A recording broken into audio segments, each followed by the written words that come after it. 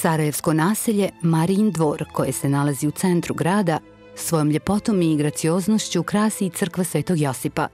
Izgrađena je pred sami Drugi svjetski rat, sada već daleke 1940. godine.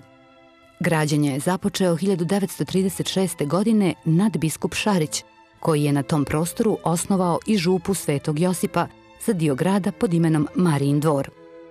Ova sakralna crkva izgrađena je u neoromaničkom stilu, a projektovao ju je izgradio arhitekta Karlo Paržika. Ovaj istaknuti graditelj autor je mnogih istorijskih važnih građevina u Sarajevu. Crkva je jako vješto ukomponovana u okolni ambijent.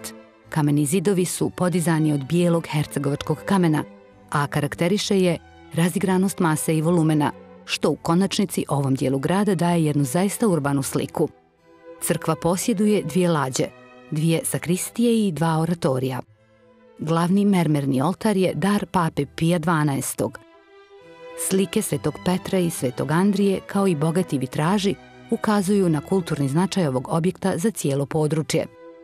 Polovina vitražnih prozora, koji su teško oštećeni za vrijeme Drugog svjetskog rata u bivšoj Jugoslaviji, originalno su izrađeni prije više od 20 godina, a druga polovina je nastala početkom 19. vijeka od strane nepoznatog autora.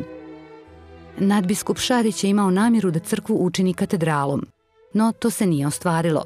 Od 1945. godine nadbiskup je živio u izgnanstvu, najprije u Austriji, a potom u Španiji. Tamo je 15 godina, ne vidjevši domovinu i svoju crkvu, umro.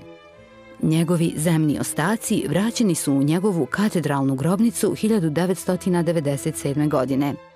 Zavjetna crkva Svetog Josipa ima status nacionalnog spomenika Bosne i Hercegovine.